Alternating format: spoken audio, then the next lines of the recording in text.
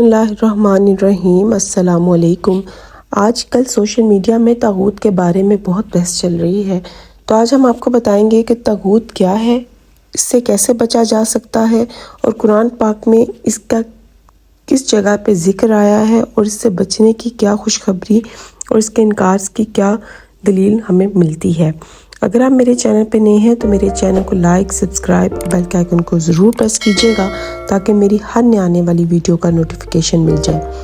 طاغوت basically عربی زبان کا لفظ ہے، یہ اسم مذکر ہے، لفظی معنی گمراہ، سرکش اور حد سے بڑھ جانے والا۔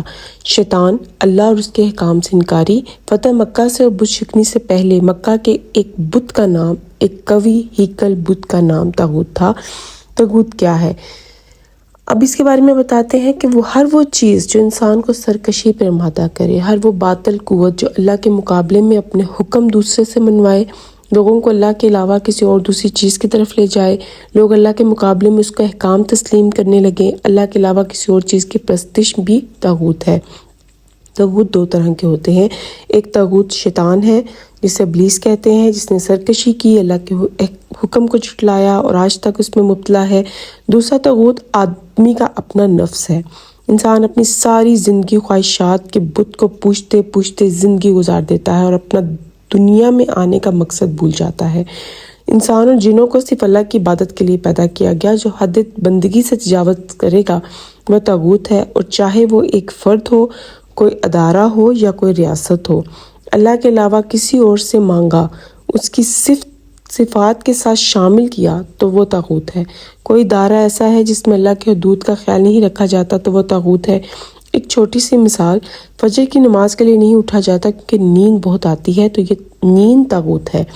طاغوت سے کیسے بچیں؟ اللہ کی رسی کو مضبوطی سے پکڑیں رکھیں، ہاتھ کے زور سے ہر اس چیز کو روکیں جو آپ کی زندگی میں طاغوت کا باعث بن رہی ہے۔ اگر ہاتھ میں اختیار نہیں تو زبان سے روکیں، اور اگر وہ بھی ممکن نہیں تو اس کا دل سے برا جانیں۔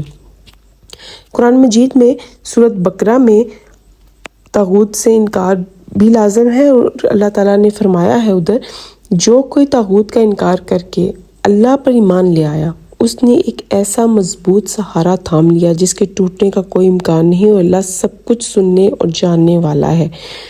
پھر سورۃ الزمر میں طاغوت کی عبادت کا انکار کرنے والوں کے لیے خوشخبری بھی ہے، اور جن لوگوں نے طاغوت کی عبادت سے پرہیز کیا، اللہ تعالیٰ کی طرف متوجہ رہے، وہ خوشخبری کے مستحق ہیں۔ میرے بندوں کو خوشخبری سنا دیجیے، جو بات کو کان لگا کر سنتے ہیں، پھر جو بہترین بات ہو اس کی اتباع کرتے ہیں، یہی ہیں جنہیں اللہ تعالیٰ کی ہدایت کی ہے، اور یہی عقل مند بھی ہیں۔ مجھے امید ہے کہ آپ کو یہ میری ویڈیو، میری کاوش اچھی لگی ہوگی، تو میرے چینل کو لائک، سبسکرائب اور بیل کے آئیکن کو ضرور پریس کیجیے گا۔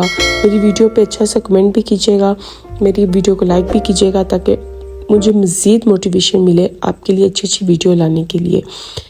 جزاک اللہ خیر۔